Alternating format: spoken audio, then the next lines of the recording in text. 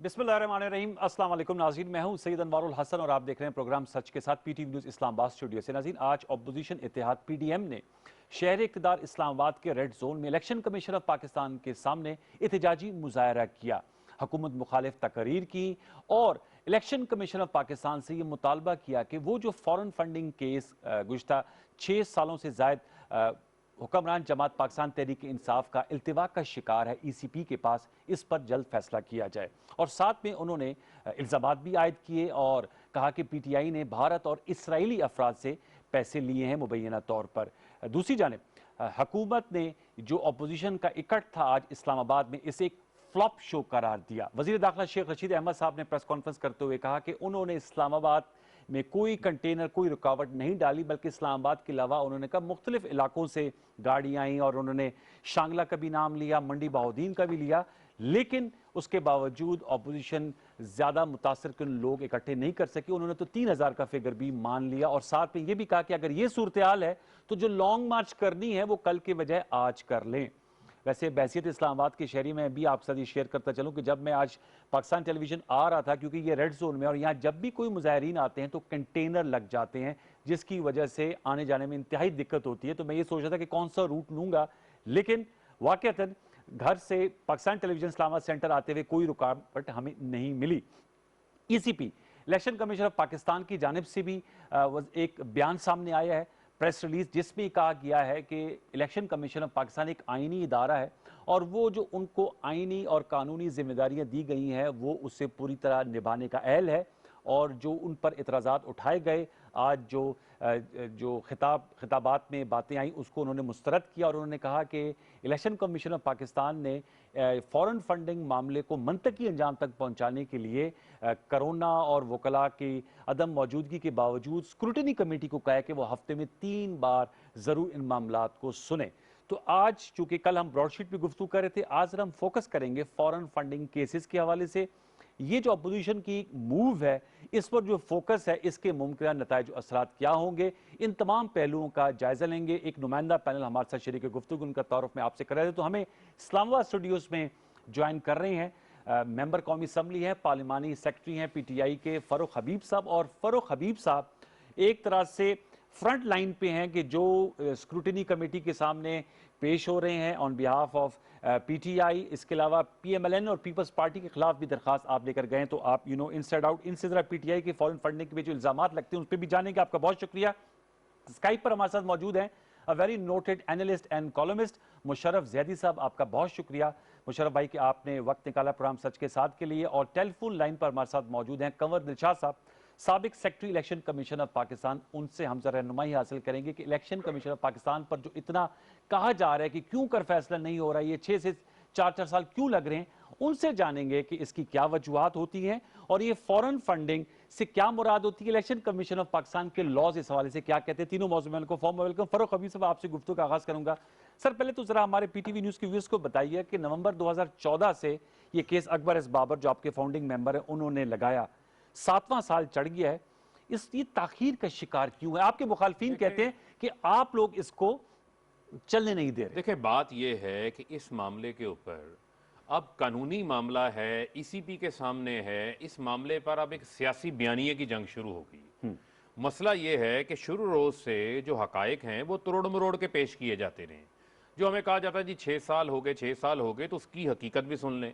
उस 6 साल में जब हमारे कानूनी माहिरीन हैं उन्होंने केस को टेकअप किया, केस का हमेशा जब भी कोई केस कानून की नज़र से देखा जाता है, कोई पटिशन आती है, उसके लोकस स्टैंडाई को देखा जाता है। सबसे पहले उसकी मेंटेनेबिलिटी के ऊपर बहस होती है कि आया ये पटिशन जो है वो सुनी जा सकती है, नहीं सुनी जा सकती। उसकी मेंटेनेबिलिटी पे वकला दलाइल देते हैं, फिर उसको इलेक्शन कमीशन तय करता है कि उसने इसको एक्सेप्ट करना है फर्दर हेयरिंग के लिए या नहीं करना। ये किसी भी कोर्ट के अंदर ये चीज़ जो होती है, बाज़ औक़ात तो मेंटेनेबिलिटी के ऊपर ही पटिशंस फारिग हो जाती हैं, एतराज़ात लग जाते हैं। तो उन चीज़ों के ऊपर जाहिर बात है इलेक्शन कमीशन भी डेट्स डाल रहा था, हमारे वकला भी तैयारी कर रहे थे। उसी दौरान जो है वो हनीफ अब्बासी इसी केस को उठाते हैं, कॉपी पेस्ट करते हैं और सुप्रीम कोर्ट लेके चला जाते हैं। अब मुझे ये बताएं कि इलेक्शन कमीशन ऑफ पाकिस्तान के अंदर जब केस चल रहा था तो पाकिस्तान की सबसे आला अदलिया के पास जब पटिशन चले गई तो केस पे ECP में हेयरिंग रुक गई कि सुप्रीम कोर्ट से फैसला आ लेने दें। जब 2017 में फैसला आया तो उसी फैसले की रोशनी के ऊपर, सुप्रीम कोर्ट के फैसले की रोशनी पर इलेक्शन कमीशन एक स्क्रूटनी कमेटी बना देती है 2018 में। मेन वाइल जो है वो 2017 में मेरा केस भी पीपल्स पार्टी और नून लीग के ऊपर चला जाता है, जो कि एंड सुप्रीम कोर्ट के उस फैसले की रोशनी में हम दाखिल जो करते कि हैं, हनीफ अब्बासी की जो कि दरख्वास्त पे आया। जिसमें सुप्रीम कोर्ट बड़ा वाजे कहती है कि इसमें जो है वो आर्टिकल 63 पीपीओ 2002 के तहत आप जो है वो तमाम पॉलिटिकल पार्टीज के 5 साल अकाउंट का ऑडिट जो है वो जांच पड़ताल स्क्रूटनी कर सकते हैं। ठीक है, उसके तहत मैं भी चला गया वहां पर। उसी स्क्रूटनी कमेटी जो पीटीआई का केस को सुन रही है, उसी की कमेटी के आगे पीएमएलएन और पीपल्स पार्टी का केस भी है। लेकिन चूंकि इसमें एक सियासी बयानिया पेश किया जाता रहा, जिसको जो है वो प्रॉपर तरीके से एड्रेस होना चाहिए था, वो शायद उस वक्त नहीं हुआ। आप कहते कोई ताखीर नहीं हुई, ये एक नॉर्मल कोर्स है, नॉर्मल कोर्स है। और कोई एडजमेंट जो मरियम नवाज साहब कहते हैं आप लोग एडजमेंट मेरी- लेते हैं, इस्लामाबाद हाई कोर्ट चले जाते हैं। गुजारिश सुन लें, यहाँ पर दर्जनों एडजस्टमेंट्स पीपी केस में, नून लीग केस में ले चुके हैं, अपना केस नजर नहीं आता। हमारे लिए कानून और है ये कहते हैं, इनके लिए कोई कानून और है, इनके लिए वो कानून लागू नहीं होता। दूसरी बुनियादी चीज ये है, इनके ऊपर तो इलेक्शन कमीशन अपनी जजमेंट्स दे रहा है। देखे ना, 6 जून 2020 को इलेक्शन कमीशन जजमेंट एक मैं आपसे सवाल कर, वो उनका एतराज ये है, let me plays a devil's advocate, आपने जो इनके खिलाफ गए हैं वो कहते हैं ये क्रॉस एफआईआर है। देखें, क्रॉस एफआईआर नहीं होती। क्रॉस एफआईआर कैसे नहीं होती? जब सुप्रीम कोर्ट कह रहा है कि आप तमाम पॉलिटिकल पार्टीज का Fairlie, justly, without any discrimination, ये अल्फाज हैं उस फैसले के जो लिखे हुए हैं उसके अंदर, उसमें वो कह रहा है कि आप तमाम पार्टीज को देखें। वैसे भी कमर दिलशाद साहब हमारे जो है इसमें बड़ी रहनुमाई फरमाते हैं, हम उनको इस वजह से अपना उस्ताद भी मानते हैं। उन्हें भी इस चीज का पता है कि वैसे भी ये कानूनी बाउंडिंग है। पहले प्रैक्टिस, यूजुअल प्रैक्टिस ये थी कि आप अपने ऑडिटेड अकाउंट्स जमा करवाते थे और इलेक्शन कमीशन आपको सर्टिफिकेट दे देता था, वो मान लेते थे, कोई फोरेंसिक ऑडिट मान लेते नहीं थे। चूंकि अब इस पे बहस चल पड़ी है, तो मैं ये समझता हूं कि अब इस बहस को आगे चलना चाहिए। लेकिन मैं इसका कंपैरिजन पेश करना चाहता हूं आपको। देखें, मुझे आज भी इस बात पे कहने के ऊपर जो है वो बड़े मैं कॉन्फिडेंस से, एतमाद से ये बात कह सकता हूं कि पीटीआई ने पहली पॉलिटिकल जमात है जिसने अपनी जो है फाइनेंशियल सिस्टम्स मुतारिफ करवाए अपनी पार्टी में, प्रॉपर बुक कीपिंग है, क्यूएस रेटिंग के, आई कैप के सर्टिफाइड टॉप 10 के चार्टर्ड अकाउंटेंट हैं जो हमारा एक्सटर्नल ऑडिट करते हैं। आपने इसको खुफिया रखने की क्यों गुजारिश की? हमने नहीं गुजारिश की, ये भी एक बहुत बड़ा जो है वो ट्विस्टिंग लय है, झूठ है जो बोला जाता है कि हम गुजारिश करते हैं। उसमें जो बुनियादी चीज है कि स्क्रूटनी कमेटी का ये डिसीजन है कि इसको स्क्रूटनी कमेटी कहती है कैमरा रखा जाएगा। स्क्रूटनी कमेटी कहती है कि जो इंफॉर्मेशन मुझे पीएमएलएन ने या पीटीआई ने नहीं दी, वो मैंने खुद बैंकों से हासिल की है। वो इंफॉर्मेशन जो है वो मेरी कार्रवाई के लिए है, वो मैं आपको नहीं दिखाऊंगी। पीएमएलएन और पीपल्स पार्टी के केस में भी वो ऐसे ही कर रही है, वही म्यार रखा हुआ है, वही स्क्रूटनी कमेटी है। ओके, आप समझ गए इस बात को। परसों जो है कोई प्रेफरेंशियल ट्रीटमेंट नहीं है और आपकी तरफ से ये नहीं आता कि हमारे रिकॉर्ड्स को सीक्रेट रखा जाए। अब मैं आपको बताता हूं, एहसन इकबाल साहब जो है उस दिन और लतीफ खोसा साहब अपनी अपनी हेयरिंग के दौरान बाकायदा इस बात के ऊपर बजिद थे, बहस कर रहे थे, लड़ने को आए हुए थे। वो ये कहते थे जी कि आप हमारा रिकॉर्ड जो है वो इनको ना दिखाएं। तो उस पर स्क्रूटनी कमेटी ने ये कहा कि ये हमने पहले ही तय किया हुआ है कि सबके लिए हमने कानून एक जैसा रखा है। तो लिहाजा जब मैंने आपको शुरू में कहा कि इसमें बहुत सारी चीजें ऐसी होती हैं जो कि एक सियासी बयानिया, इसलिए तो हमने आपको मदऊ किया है कि आप बताइए, बयानिया और लोगों को गुमराह करने के लिए। जब ये कानून की रोशनी में फैसला आएगा तो दूध का दूध, पानी का पानी हो जाए। मैं जरा नुक्ते नजर लूं मुशर्रफ जैदी साहब। सर आप मुझे बताइएगा, मुशर्रफ भाई ये आज पीडीएम ने एहतजाज किया और वो ये कह रहे थे कि इसमें जो है वो मुबैना तौर पे इसराइल और भारत के लोगों के नाम ले रहे हैं कि उनकी फंडिंग है और इसका फैसला होना चाहिए, क्यों लैतुल्लाल से और देरी से काम लिया जा रहा है, जो दीगर फैसले थे उन पे पहिए लग जाते हैं। मैं आपसे जानना चाहूंगा, पीडीएम में अब ज्यादा फोकस हम देख रहे हैं कि वो आज ना इस्तीफों की बात हो रही है, ना सेनेट इलेक्शन में जाने के हवाले से, ज़िमनी इंतखाबात, लॉन्ग मार्च, फॉरेन फंडिंग केस पे बहुत ज्यादा डिपेंड किया जा रहा है। इस पीडीएम की मूव को आप किस तरह देखते हैं और ये जो आज उन्होंने मुजाहरा किया वो कोई मुतासिर कर सका आपको और दबाव डालने में कामयाब हुई ईसीपी पे? मुशर्रफ जैदी साहब। देखिए अनवार, आपके व्यूअर्स के लिए, क्योंकि अब खबरों के जो शोज होते हैं उनका मकसद खबर या खबर का तज्जिया कम से कम संजीदा तज्जिया नहीं होता बल्कि महसूस होना होता है। दो किस्म की ये दो इकसाम हैं व्यूअर्स की। एक वो जो वो चीज सुनना चाहते हैं जो उनके दिलों को ठंडक दे और जो उनके पहले से जो व्यूज हैं उनसे बिल्कुल मिलती जुलती हो, या ये हो कि व्यूअर्स को ये सुनने को देखने को मिले जो उनको और गुस्सा और इश्तियाल दिलवाए। तो दोनों जो है दोनों मुजाहिरीन के लिए मैं समझता हूँ बड़ा अहम है कि कोई ऐसी बात की जाए। तो मैं कहूँगा, मैं तो बहुत मुतासिर हुआ। देखें, लाखों लोग आए थे और जमहूरियत की एक लहर की तरह जो है इस्लामाबाद और पिंडी जो है वो बिल्कुल डूब गए जमहूरियत में। और ईसीपी ने डर के जो है आगे पता नहीं क्या फैसला करना है, लेकिन जो लोगों का हुजूम था वो तो बहुत इंप्रेसिव था। आपका क्या अंदाजा है? 5-6 लाख लोग तो थे इस्लामाबाद में। अब मैं अगर 5-6 ये किस आपने ड्रोन कैमरे से 5-6 लाख लोग जो है काउंट कर लिए मुशर्रफ साहब? नहीं, कैमरा जो भी हो, जैसे मैंने कहा कि मतलब क्योंकि सनसनी कुछ करना है हाँ। व्यूअर्स के एंटरटेनमेंट के लिए, तो वो मैंने सोचा पहले तो वो मैं कुछ कह दूं ऐसी बात ताकि या इश्तियाल या बहुत ज्यादा खुशी जो है उसका एक एक टच जो है वो मिल जाए। जी, मैं रही पॉलिटिकल बात, स्ट्रेटेजी, जी पॉलिटिकल स्ट्रेटेजी जो पीडीएम ने अपनाई है, इसके आपके ख्याल में क्या डिविडेंड्स वो एक्सपेक्ट कर रहे हैं, जो वो फोकस कर रहे हैं पार्टी फॉरेन फंडिंग केस में पीटीआई की?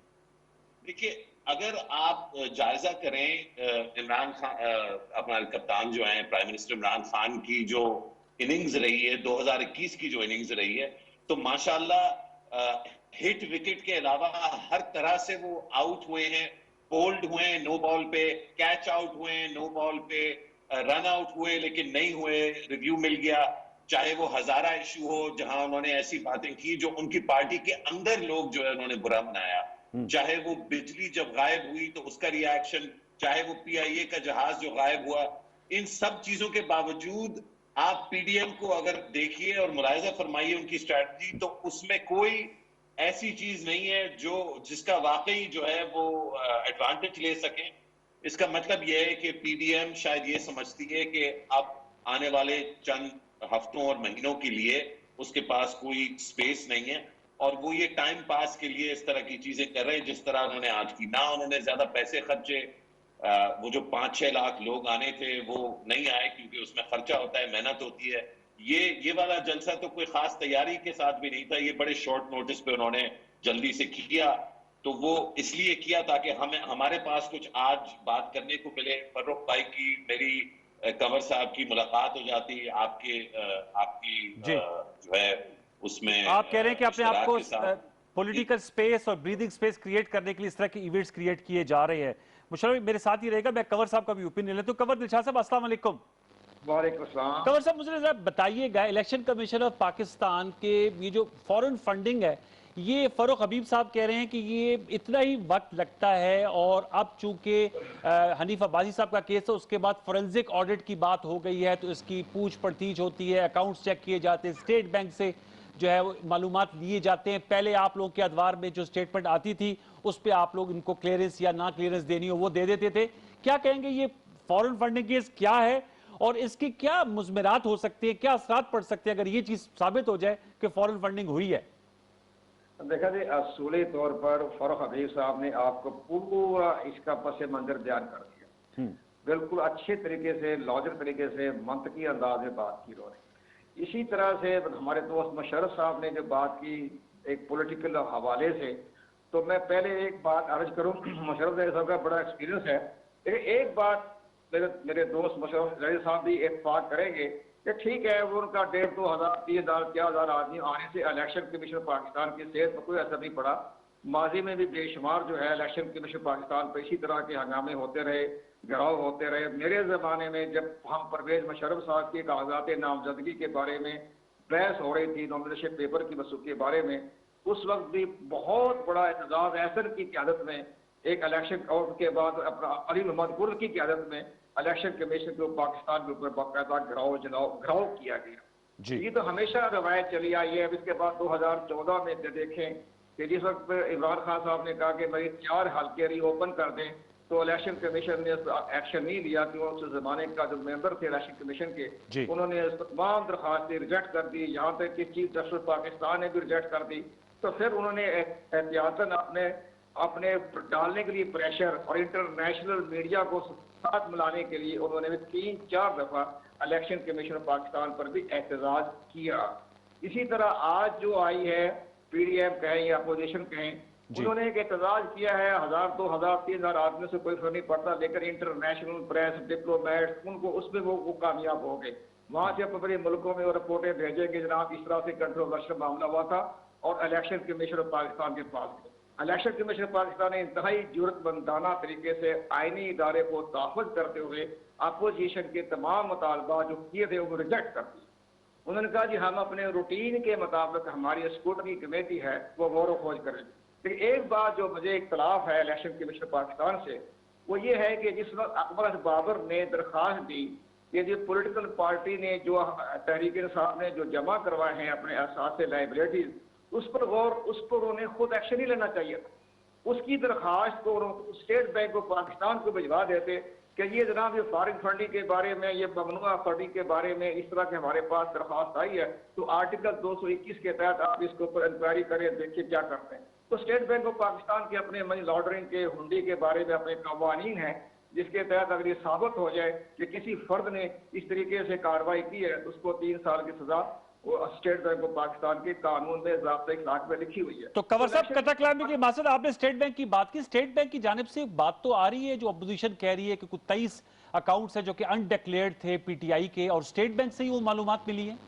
तो इलेक्शन कमीशन केस लिया क्यों है? पहली बात ये इलेक्शन कमीशन पाकिस्तान को तो लेना नहीं चाहिए था इस केस को, कंट्रोवर्शियल केस था, उसी स्टेट बैंक के हवाले कर देते जी आप जाने, आपका काम जाने।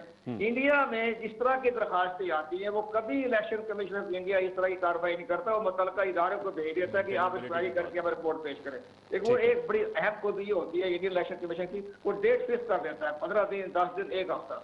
हम हमारी तरह उसको जो अनलिमिटेड नहीं होता, तो वो इलेक्शन कमीशन पाकिस्तान को इतने बड़े केस को लेना नहीं चाहिए था। स्टेट बैंक ऑफ हवाले करते, स्टेट बैंक ऑफ पाकिस्तान जाने दो, काम करते रहता। अब वो इलेक्शन कमीशन भी कंट्रोवर्शियल हो गया, स्क्रूटनी कमेटी भी हो गई और दुनिया भर के अंदर इलेक्शन कमीशन की। अब ये मुझे बताएं कि अब इस आपको as a former member election commission of Pakistan ECP को क्या प्रायोरिटाइज करके इस मामले को मंतकी अंजाम तक पहुंचा देना चाहिए? कोई टाइमलाइन होनी चाहिए आपकी दानिश पे? नहीं, बिल्कुल टाइम लाइन तो उन्होंने दी थी 1-1.5 महीने की, लेकिन जैसे तो फर्क हबीब साहब बता रहे हैं कि उन्होंने 40,000 जो है वो डॉक्यूमेंट दे दिए, तो वो भी एक इंसान ही है ना, मैनुअल से हाथों से काम करना होता है। तो वो उन्होंने वो सारे उस एक एक कागज, डॉक्यूमेंट, बैंक अकाउंट, तमाम वो चीज देखते देखते वो 1.5 साल लग गया। जो इतने बड़े अकाउंट डॉक्यूमेंट देख रहे हैं, उनके अंदर किसी कैपेसिटी भी नहीं है। मैं आपको बताता हूँ, मैं उनको अंदर कैपेसिटी भी नहीं है। वो 18 ग्रेड के ऑफिसर बैठे हुए, उनके अंदर कैपेसिटी भी नहीं है, कैपेबिलिटी नहीं है आप कह रहे हैं? हाँ नहीं, वो उतना जो आस्था है वो अभी इसको 2-3 माह ये तो एक आईनी इदारा है इलेक्शन कमीशन ऑफ पाकिस्तान, इस पे स्किल सेट तो लोगों को अच्छा होना चाहिए ना कंवर साहब। नहीं, बात ये होती है जब जो मेंबर बैठे हुए हैं, एक ठीक है आपको तजर्बा भी होता है, उन्होंने एक FI से आदमी दिया हुआ है, एक उन्होंने स्टेट बैंक से भी दिया हुआ है, एक अकाउंटेंट जनरल पाकिस्तान से भी लिया हुआ है, तो अपना आहिस्ता आहिस्ता वो काम कर रहे हैं। आज उनका स्टेटमेंट आ गया जी हम तो हफ्ते में 3 मीटिंग करेंगे, अभी 3 मीटिंग करते करते 2 और लग जाएंगे। तो ये इन्होंने अच्छा ये किया इलेक्शन कमीशन पाकिस्तान ने कि अपोजिशन की डिमांड के प्रेशर में नहीं आए और उन्होंने उसको रिजेक्ट कर दिया। तो ये एक बहुत बड़ा उन्होंने जरूरतमंदाना कदम उठाया इलेक्शन कमीशन पाकिस्तान। चले मैं दोबारा लौट के फिर आपके पास आऊंगा, तो आपसे मैं जरा फॉरेन फंडिंग की वजह से जानना चाहूंगा। फरूख हबीब साहब ये बताइए 23 बैंक अकाउंट जो अनडिक्लेयर्ड, ये क्या किस्सा है? लेकिन जब ये 23 की फिर मैं बात कहूंगा बात होती है तो इसके ऊपर स्टेट बैंक अपनी पहले तरदीद दे चुका हुआ है। देखें इलेक्शन कमीशन ने जो है वो लिखा है PMLN और पीपल्स पार्टी के केस में भी लिखा है स्टेट बैंक को, कि स्टेट बैंक को और बैंक्स को भी लिखा है कि ये इन्होंने अपनी बैंक स्टेटमेंट्स दी हैं, ठीक है, ये आप हमें वेरीफाई कर दें ये दुरुस्त है या नहीं दुरुस्त है। अच्छा, अभी जो कमर साहब बात कर रहे थे वो बात दुरुस्त कर रहे हैं कि जाहिर बात है जब इतनी चीजें प्रोसेस होती हैं तो ये कहते हैं जी फिर हमारे फैसले जो हैं वो जल्दी नहीं होते, या तो फिर उनकी कैपेसिटी बढ़ा दी जाए, सदादकार बढ़ा दी जाए, वो हो जाए। पहले इनकी तवज्जो नहीं थी। अब सिर्फ मसला ये है कि इन लोगों को हुई है नाकामी लाहौर जलसे से, ठीक है, ये फ्रस्ट्रेशन का शिकार है। इनको किसी ने बता दिया, मेरे कमर दिलशाद साहब जो हैं, मैं समझता हूं कि इनका सब जमातों के अंदर एक एहतराम है, कमर दिलशाद साहब से इसके ऊपर जो है वो राय ले लेते। मामला ये है कि इनको इस चीज़ का अंदाज़ा नहीं है कि ये किस मामले को किस अंदाज से लेके चल रहे हैं। जो आप 23 अकाउंट्स की बात कर रहे हैं वो 23 अकाउंट के अंदर इन कैमरा प्रोसीडिंग है स्क्रूटनी कमेटी की, किसी जगह इलेक्शन कमीशन का कोई फैसला ऐसा नहीं आया जिसमें 23 अकाउंट्स की बात की गई हो। और ये जो कहा जाता है, मैं आपसे पूछ रहा हूं कि ये जो कहा जाता है कि जी अमेरिका में कुछ अकाउंट्स आए तो उसपे जो प्राइम मिनिस्टर हैं वो चेयरमैन भी है, उन्होंने कहा ये उनके एजेंट्स को उन्होंने दे दिया था इस्तेकार। सर बात ये है कि हमारे लोग आज नाम भी को ले रहे थे, सुन लेना मैं बताता हूं, हमारे लोगों का मामला ये है कि लोग इनको पता है कि वो पढ़ेगा तो सही नहीं, बस आप इल्जाम लगा दो, ठीक है, किसी ने पढ़ना तो है नहीं, डिटेल तो जाना नहीं है, ऐसी चीजें तो कोर्ट ऑफ लॉ में डिस्कस होती हैं। अब ये एक फॉरेन एजेंट रजिस्ट्रेशन एक्ट है अमेरिका का, फारा, जिसे 1938 का ये कानून है। ये कहता है कि हमारी सरजमीन में आकर अगर किसी पॉलिटिकल पार्टी ने कोई भी एक्टिविटी करनी है, अपना मंशूर बताना है, अपने लोगों को कन्विंस करना है, उनसे फंड रेजिंग करनी है, कोई भी काम करना है, यहाँ कोई फॉरेन गवर्नमेंट ने आना है, यहाँ आपने कोई लॉबियस्ट हायर करना है, जिस तरह मार्क सीगल जूश को हायर किया हुआ था बेनजीर साहिबा ने, फिर पीपल्स पार्टी की हुकूमत में भी $60 लाख दिए। एनआरओ के वो फैसिलिटेटर थे, उनको नवाजा गया। $60 लाख जो है वो पाकिस्तानी एम्बेसी से जो है उनको दिलवाए गए, जो मार्क सीगल हैं। चाहे वो लॉबियस्ट हो, चाहे वो पॉलिटिकल पार्टी वहां से फंड रेजिंग कर रही हो अपने ओवरसीज पाकिस्तानियों से, ठीक है, उसने फारा को इंटीमेट करना है, वहां पर जाके एक रजिस्ट्रेशन नंबर लेना है, ठीक है। वो रजिस्ट्रेशन नंबर जो है वो आपका एजेंट हासिल करता है। एजेंट जो है वो फॉरेन पॉलिटिकल पार्टी भी उसको जो है वो मुकर्रर करती है। जिस तरह इन्होंने अपना एजेंट मार्क सीगल रखा हुआ है, हमारे एजेंट जो है वो पाकिस्तानी है, वहां पर वो वहां से पैसा लेते हैं, पैसा लेकर उनको इंटीमेट कर देते हैं। डायरेक्ट आप अगर फंडिंग भेजेंगे तो 9/11 के बाद कवानीन बहुत सख्त हो गए हैं। टेरर फाइनेंसिंग जिम्मेदारी एजेंट की होगी या जो जिन्होंने उनको हायर किया है? सुन ले, टेरर फाइनेंसिंग के हवाले से कवानीन बहुत सख्त हैं, मनी लॉन्ड्रिंग के हवाले से कवानीन सख्त हैं। इवन आप अपनी रेमिटेंसेज उस तरह डायरेक्ट नहीं भेज सकते उनसे क्लियरेंस के बगैर, ठीक है, उनको बताना पड़ता है, वेरीफाई करवाना पड़ता है जिसको आप रेमिटेंस भेज रहे हैं वो आपका भाई है, बहन है, रिश्तेदार है, और किस मकसद के लिए जा रही है, यहां तक सख्त कवानीन हैं। लिहाजा फारा में आप इंटीमेट करते हैं, उसके तहत आपको पैसे आ जाते हैं। जो ये कहा जाता है कि फारा कंपनी है, भाई ये रजिस्ट्रेशन है, उनकी रिक्वायरमेंट है, पैसा ओवरसीज से आया है, जिन ओवरसीज से जो पैसा आया है उनके बाय नेम हमने जो है वो रिकॉर्ड दे दिया है कि इस बंदे ने, ये नाइकॉप होल्डर है जो $22 अरब रेमिटेंसेस भेजते हैं पाकिस्तानी। नाइकॉप होल्डर, तो इसका मतलब है कि जो ओवरसीज पाकिस्तानी हैं वो कंट्रीब्यूट कर सकते हैं, लेकिन जिनके नाम आज जो जलसे में मरियम साहब ले रही थी, कोई इंदरजीत, बीजेपी, कोई जूश अमेरिकन, एक मिनट उनसे नहीं लिया जा सकता। एक मिनट सुन लें, जिनके नाम मरियम साहबा ले रही हैं, जिसने उनके कान में ये सरगोशी की है, वो ये भी तो बता देती ना कि इनसे पैसे आए कितने हैं। बुनियादी चीज है ना, बुनियादी सवाल है। सवाल ये भी क्या वो परमिसिबल है? नहीं, सुन लें, जिनके वो नाम ले रही हैं। अब मैं आपको ये कह रहा हूं कि जिनके वो नाम ले रही हैं उनका पैसा पाकिस्तान में आया ही नहीं, ठीक है। और फिर ये भी नहीं उनको मालूम कि वो पैसा कितना है, वो भी पूरी बात बताएं ना। जब कहते हैं भारत का एजेंडा लेके चल रहे हैं, इसराइल का एजेंडा लेके चल रहे हैं, तो अपना भूल जाते हैं कि मोदी के साथ जो है शादियों में आ रहे हैं। एक मिनट हलफ पे जा रहे हैं, आप उनके जो है वो मोदी को साड़ियां भेज रहे हैं, आमों के तोहफे भेज रहे हैं, वो आपको लाशों के तोहफे भेजते हैं, पाकिस्तान में दहशतगर्दी करवाते हैं। इसराइल में जो है वो आपके जाते हैं वजीर मजहबी अमूर सैयद अजमल कादरी, जो खुद टीवी के आके बताते हैं कि नवाज शरीफ ने मुझे भेजा था, उन्होंने इंकशाफ किया ना, ये इसराइल की बातें करते हैं। मसला ये है कि एक तरफ ये मुल्क दुश्मन हमें कहते हैं कि जी हम मुल्क दुश्मन कुव्वतों से फंड ले रहे हैं, दूसरी तरफ हमें कि ये कहते हैं कि जी एस्टेब्लिशमेंट और हुकूमत एक पेज पे है, या हमें मुल्क दुश्मन बना दें या हमें ये पर जो आपने ड्रॉ किया, मुशर्रफ जैदी साहब बताएं इस पे क्या कहेंगे? ये जो फरूख हबीब साहब ने कहा कि कभी मुल्क दुश्मन कहा जाता है और कभी कहा जाता है कि जी एस्टेब्लिशमेंट के साथ हैं आप। मुशर्रफ साहब, आप भी मुल्क दुश्मन तो यही चाहेगा ना, फौज कमजोर हो, पाकिस्तान कमजोर हो। ओवरसीज पाकिस्तानी रह चुके हैं, जरा बताइएगा मुशर्रफ भाई।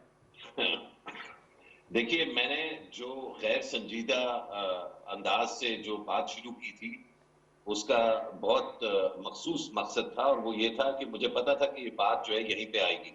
अब पिछली जो गुफ्तगू हुई उसमें 2 दफा आपने भी और फरूख भाई दोनों ने जूइश का हवाला दिया कि मार्क सीगल जो है वो जूइश हैं, और कोई जो फंड्स जिन्होंने भेजे हैं पीटीआई को, उनकी मजहबी जो अकीदा है उसका मेंशन किया।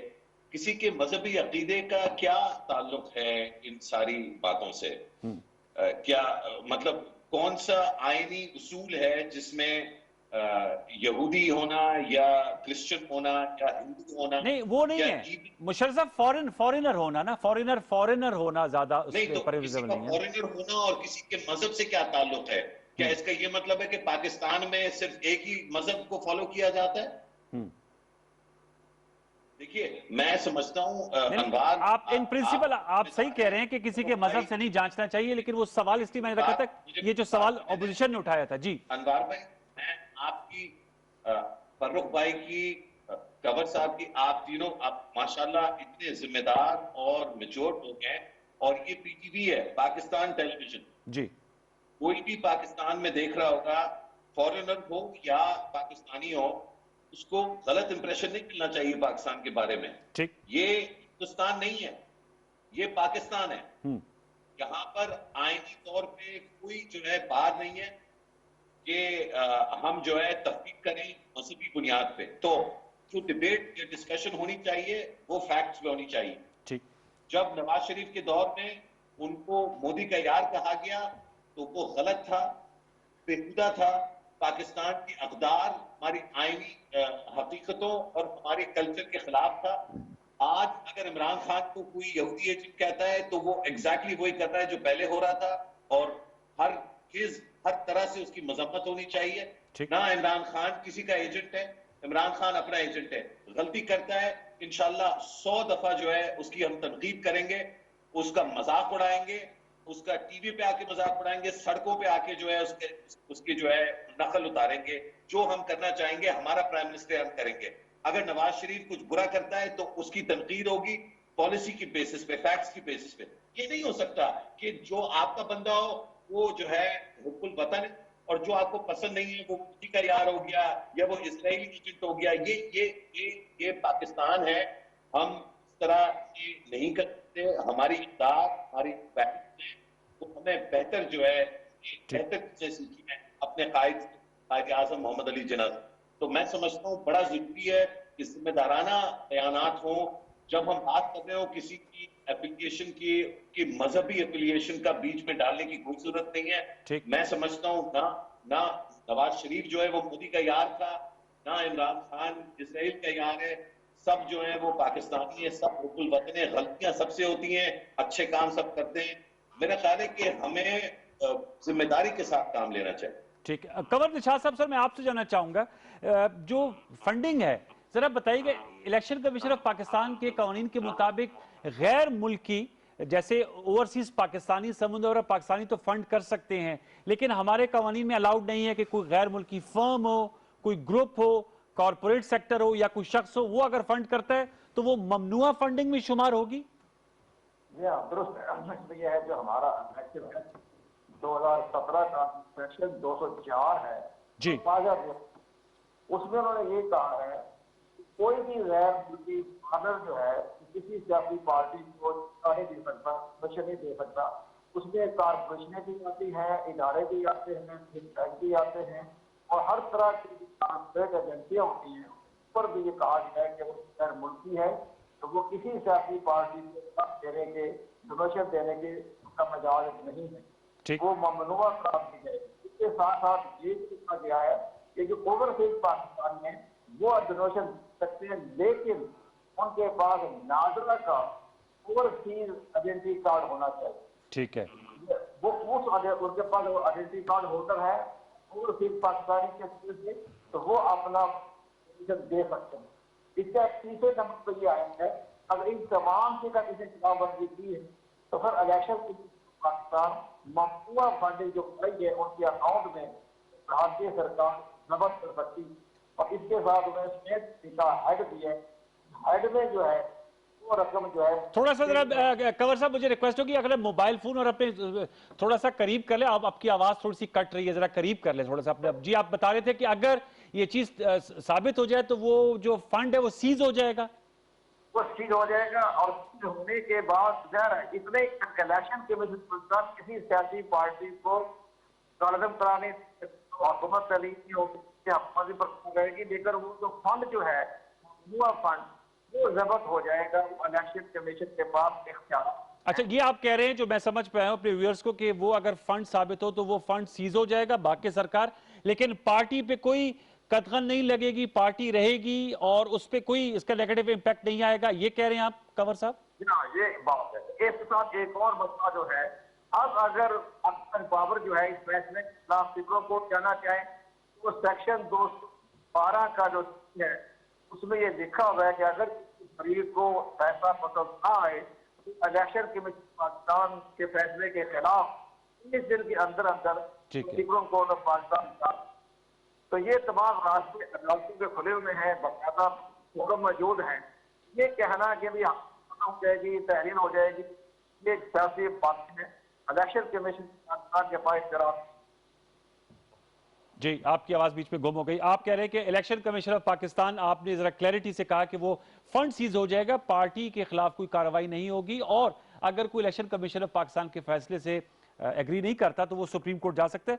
फरूक हबीब साहब, एक और जो कहा जाता है कि जौहरी फर्क ये है कि आपके फाउंडिंग मेंबर आपके खिलाफ गए और आप जो है वो PMLN और पीपल्स पार्टी के खिलाफ है, इसलिए ये दो अलग-अलग केसेस है। और वो कहते हैं, दावा ये करते हैं अकबर एस बाबर साहब कि उनके पास सारी इंफॉर्मेशन है। इसको कैसे जस्टिफाई? देखें, बात ये है कि पहली बात तो ये है कि और दूसरा मुझे कहते हैं ये मोदी का यार नहीं करना चाहिए, पहले भी गलत और अब भी गलत है। वो बात उनसे, उनकी बात से मैं एग्री करता हूँ। एग्री करते हैं मुशर्रफ साहब की बात से। दो लफ्जी बात है, जितनी बातें उन्होंने की उससे मैं एग्री करता हूँ। देखें, बात ये है कि जो अब बात हो रही थी कि अकबर एस बाबर हमारे फाउंडिंग मेंबर है। देखिए, अकबर एस बाबर को पार्टी से फारिग कर दिया गया था, ठीक है।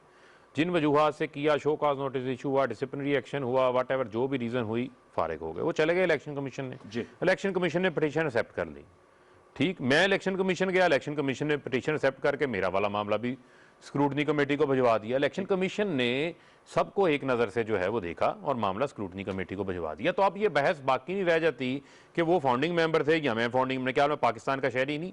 क्या मैं पाकिस्तान के कवानीन से मावरा जाके मैंने कोई इकदाम किया है? ये तो कानून इजाज़त देता है और मैं तो ये इससे आगे जाना चाहता हूँ। देखें, पॉलिटिकल पार्टीज के अंदर भी फंडिंग के हवाले से सख्त रेगुलेशंस होनी चाहिए, कवानीन के ऊपर अमल दरामद होना चाहिए, इन्फोर्समेंट्स होनी चाहिए। ये अकबर एस बाबर यहाँ मुझे जाने की तो जरूरत ही नहीं है।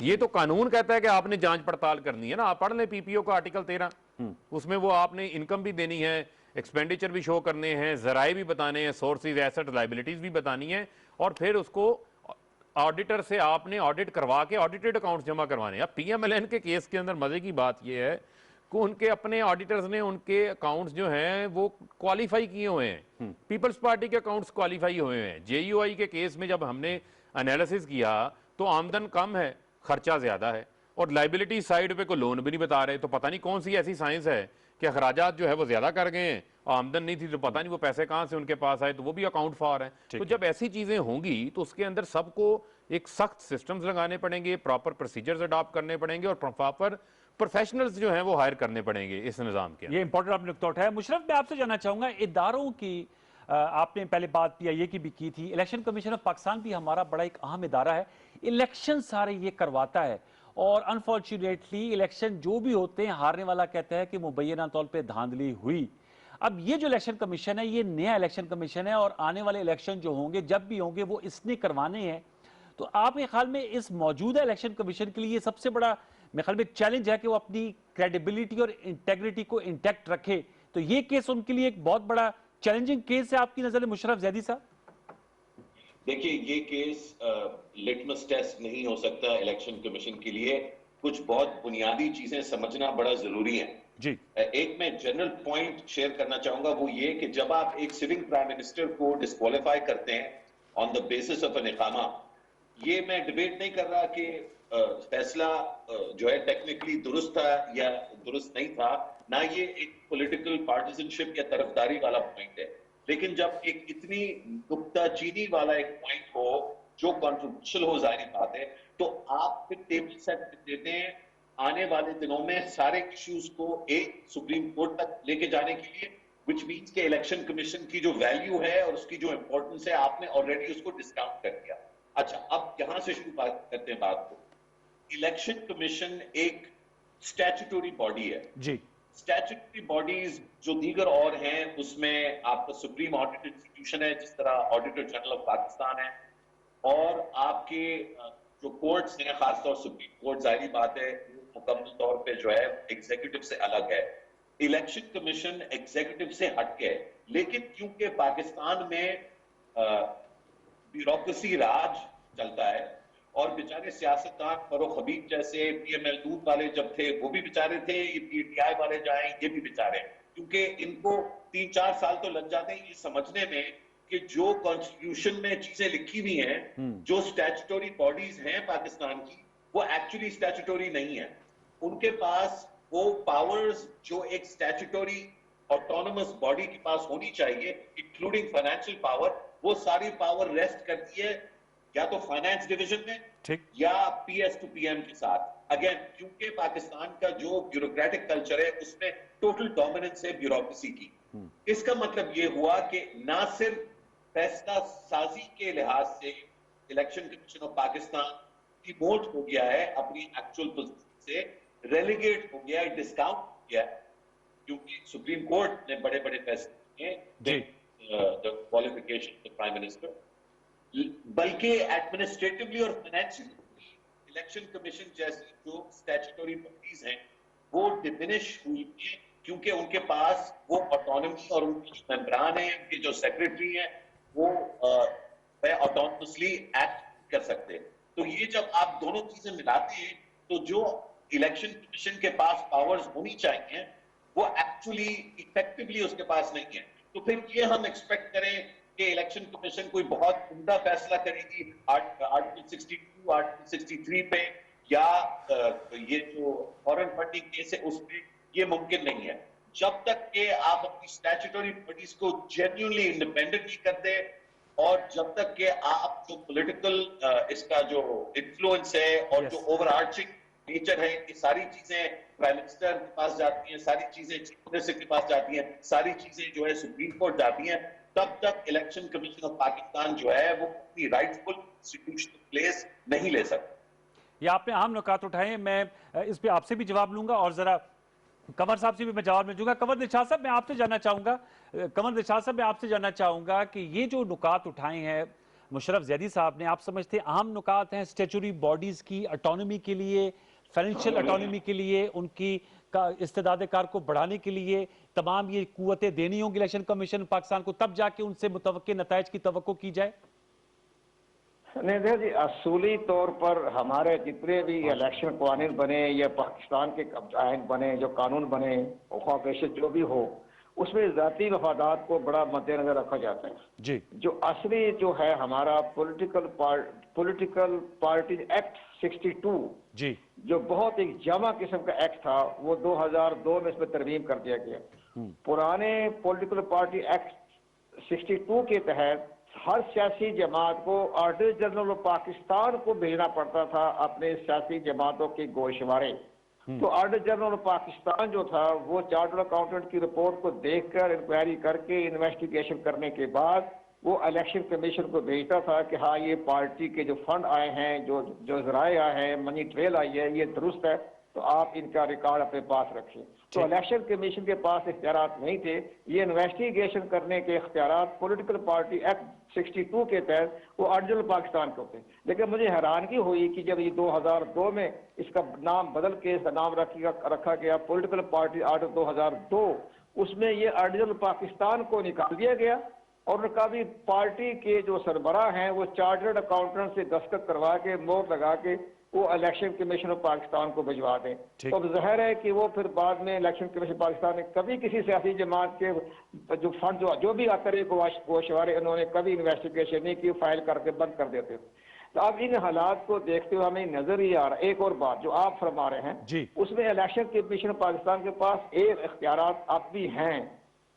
वो है अपना अपना इलेक्शन एक्ट 2017 का 215 सेक्शन 215, उसमें ये लिखा हुआ है कि अगर किसी सियासी जमात के जो सेक्शन 204, 209 और उसके बाद 210 की खिलाफ वर्जी करता हुआ मुर्तकब हो जाए या पाया जाए तो उस सियासी जमात का सिंबल जो है वो कैंसिल हो सकता है। अच्छा, सिंबल खत्म हो सकता है, जो खत्म हो सकता इंतखाबी है।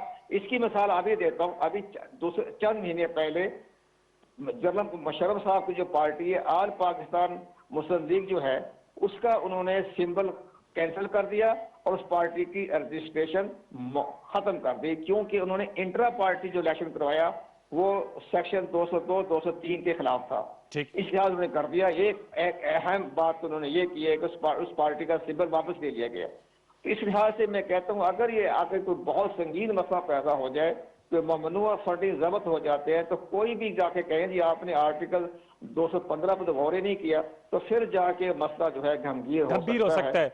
ठीक है, मेरे साथ रहेगा फरूख साहब। मैं ये नुकता, चूंकि ये जो डिबेट में उठाया है एकेडमिक नुकता लेकिन अहम नुकता, मुशर्रफ जैदी, आप पीटीआई के मंशूर इदारों की बहाली है, वो कह रहे हैं स्टैट्यूटरी बॉडीज के पास ऑटोनॉमी नहीं है, फाइनेंशियल एडमिनिस्ट्रेटिव, तो इतनी ज्यादा तवक्कुआत चाहे आप करें चाहे अपोजिशन, आज की अपोजिशन करे, इसके लिए आप समझते हैं आप ड्राइविंग सीट पे इस तरह भी सोचना चाहिए? देखिए बात ये है, देखें हकीकत तो ये है कि बात तो फिर इन चीज़ों के ऊपर होनी चाहिए। ठीक है, हमारे चूंकि मामलात इस किस्म के हैं कि बहुत सारे नॉन इश्यूज़ के ऊपर जो है वो बहुत सारा वक्त आपका तवानाई जो है वो सर्फ हो जाती है। तो मैं ये समझता हूँ कि हमने अपने इदारों को मजबूत करना है और उनकी मजबूती के लिए हर मुमकिन इकदाम उठाने हैं और उनकी मजबूती भी मुमकिन हो सकती है पार्लियामेंट की इफेक्टिवनेस से, जिसमें जो है वो अपोजिशन ट्रेजरी बेंचेस दोनों की अहम जिम्मेदारी है। मैं एज ए लेजिस्लेटर बात कर रहा हूं इसके ऊपर। तो पार्लियामान जो है उसको फंक्शन को जो है वो बहाल करना बड़ा ज़रूरी है। उसमें बारहा हुकूमत एंगेज करने की कोशिश कर चुकी है, अपोजिशन को हम बारहा कह चुके हैं, वज़ीर आज़म साहब कह चुके हैं कि आप ये जो कर रहे हैं, अगर आप कहते हैं हम एनआरओ के लिए नहीं कर रहे, हम जो है वो कर रहे हैं साफ शफाफ इंतखाबात के लिए कर रहे हैं, धांधली के खिलाफ कर रहे हैं, तो भाई किसी जगह पे तो आके किसी नुक्ते के ऊपर तो आपने बातचीत करनी है ना। तो पार्लियामेंट से बेहतर फोरम क्या है, उसमें आए ना। उसमें आने को जो तैयार कोई नहीं है, तो फिर बात यह है कि अगर अपना अपना हर बंदे ने अब 1.5 इंच की मस्जिद बनानी है, तो फिर इस किस्म के इशूज़ के ऊपर तो तवज्जो जो है वो नहीं दी जा सकती। इनके ऊपर बात होनी चाहिए, मामलात को आगे बढ़ना चाहिए। और अभी हालिया दिनों के अंदर इसके अंदर एक कुछ रिफॉर्म्स जो हैं वो लेकर आए हैं। ये ऑडिटर जनरल वार जो वाला स्टैट्यूटरी बॉडी है, इनको इख्तियारात के अंदर भी इनके मजीद इजाफा किया गया है, और ख़ास तौर के ऊपर इनको इख्तियारात दिए गए हैं वो बॉडीज़ जो अपने आप को इंडिपेंडेंट समझती थी, उनका ये ऑडिट नहीं कर सकते थे, उनको भी इनके ताबे कर दिया गया है। ये कैबिनेट ने पिछली कैबिनेट मीटिंग में इनके इख्तियारात के अंदर इजाफा किया। जहाँ तक बात इन्होंने स्पेसिफिकली फंड्स के हवाले से बात की, तो उनका फंड्स का भी मैकेनिज्म है, तयशुदा फंड्स हैं। फंड्स जो वो मांगते हैं, जो बजट होता है, वो उनको हमेशा फराहम किया जाता है। उसमें ये नहीं होता कि कोई फंड रोक लेगा या नहीं हो जाएगा। ये आप समझ लें कि अंडरस्टैंडेबल चीज़ है, उसको कभी रोका नहीं जाता। यहाँ उससे किसी की आर्म ट्विस्टिंग का कोई खतरा नहीं है, क्योंकि आइन इन इदारों की जो फंक्शनैलिटी को है वो मेक श्योर करता है इनको पैसे दिए जाते हैं। अगर फिर भी उस हवाले से कोई अपना आपने चाहते हैं कि मजीद बेहतरी की जा सकती है फाइनेंशियल सिस्टम में, तो जाहिर बात है इनके पास कोई अर्निंग सिस्टम तो नहीं है। ये तो एक समझ लें कि रेगुलेटर का किरदार अदा कर रहे हैं, ये एक वॉच डॉग का किरदार अदा कर रही है कोई स्टैट्यूटरी बॉडी। तो उसको उस लिहाज से देखना है कि फिर अगर इनको फाइनेंशियली ऑटोनमस करना है, तो फिर इनका पैसा कहाँ से आएगा, इनको रेवेन्यू कहाँ से आएगी जिससे ये अपने अखराजात पूरे करेंगे। तो जाहिर बात है जो सालाना बजट बनता है, जो टैक्स पेयर की मनी है, वही इनके पास भी जाती है, उससे ही इनके ओवरहेड्स पूरे होते हैं, तनख्वाहें दी जाती हैं, और जो इनकी रोजमर्रा की ऑपरेशनल मैटर्स हैं वो उन पैसों से चलते हैं। चल, बहुत शुक्रिया आपका बहुत शुक्रिया फरूक हबीब साहब। लेकिन मेरे साथ मुशर्रफ जैदी साहब, आपसे मैं सवाल करूंगा, और कंवर दिलशाद साहब से भी आपका शुक्रिया फरूक हबीब साहब। मैं मुशर्रफ साहब थोड़ा सा पॉलिटिकल आपसे सवाल करना चाह रहा हूँ। एज एन एनालिस्ट हमने बात की कि जो इस वक्त हुकूमत और अपोजिशन जो है वो आमने सामने है, PDM एक इकट्ठ बना है। आपसे मैं ये जानना चाहूंगा मुशर्रफ जैदी साहब कि ये जो पाकिस्तान डेमोक्रेटिक मूवमेंट है इस वक्त एज वी स्पीक, जिस तरीके से ये इकट्ठी हुई, 11 जमातें, मुख्तलिफ ख्याल जरूर थी, लेकिन इनका एक एजेंडा था। आज आपको ये कितनी इकट्ठी नजर आ रही है? क्योंकि ये सवाल आज भी उठाया गया कि बिलावल भुट्टो जरदारी साहब हुकूमत के खिलाफ जो ये मुजाहरा था इलेक्शन कमीशन ऑफ पाकिस्तान के सामने, उस पर शरीक नहीं थे। तो एज ए PDM इनकी स्ट्रेटेजी और इनकी पोटेंसी आपको आज भी उससे नजर आती है जैसे हमें नवंबर दिसंबर में नजर आ रही थी? नहीं, बिल्कुल नहीं। इसीलिए मैंने शुरू में जो बात की अनवार, कि मैं नहीं समझता कि PDM के पास इस वक्त ना तो कोई ऐसा कोई मवाद है, और ना उनके पास वो मोमेंटम है जो शायद नवंबर में नजर आ रहा था कि है और बिल्डअप हो सकता है। इसमें जो गलती है वो ज्यादातर इनकी अपनी है। असल में इन्होंने कुछ बहुत अहम गलतियां की, जिसमें इनकी जो टाइमलाइन थी वो कंफ्यूज थी, इनकी जो हिकमत अमली थी सेनेट के इलेक्शन के लिहाज से, नो कॉन्फिडेंस के लिहाज से, उसमें इनके दरमियान कॉन्फ्लिक्ट था। जो कराची में वाकयात हुए उनको यूटिलाइज करने या मतलब वो जो एक्सपोजर था उसका एडवांटेज लेने के बजाय वो बात जो है ठुस की ठुस रह गई। और बुनियादी मुझे लगता है कि ये वजह क्या है, बुनियादी वजह क्या है कि PDM बावजूद कुछ मोमेंटम के उसको सस्टेन नहीं कर पाई। उसकी बुनियादी वजह ये कि बजाय इश्यूज पर मबनी सियासत करने के, PDM ने PDM की दो बड़ी जमातें हैं, उनका ये ख्याल है कि जो इख्तिदार है वो किसी तरह से उनका हक है, और अब बस बहुत सी इमरान खान की बारी है, बहुत की बारी हमें वापस मिले। सियासत में ऑब्वियसली ऐसा नहीं होता।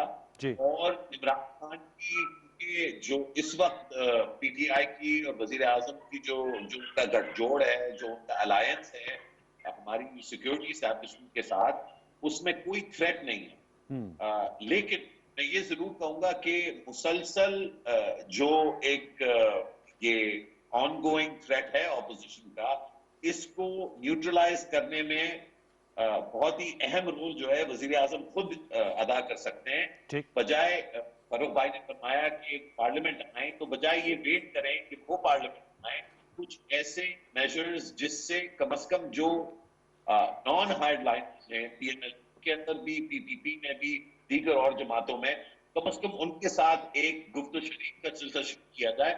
और ये जो गालम गलोच का और जारहाना अंदाज है जो प्राइम मिनिस्टर के गिर्द लोग हैं, जो समझते हैं कि सिर्फ फास्ट बॉलिंग और विकेटें लेने से जो है मैच जीते जाते हैं, तो एक्चुअली ऐसा नहीं है।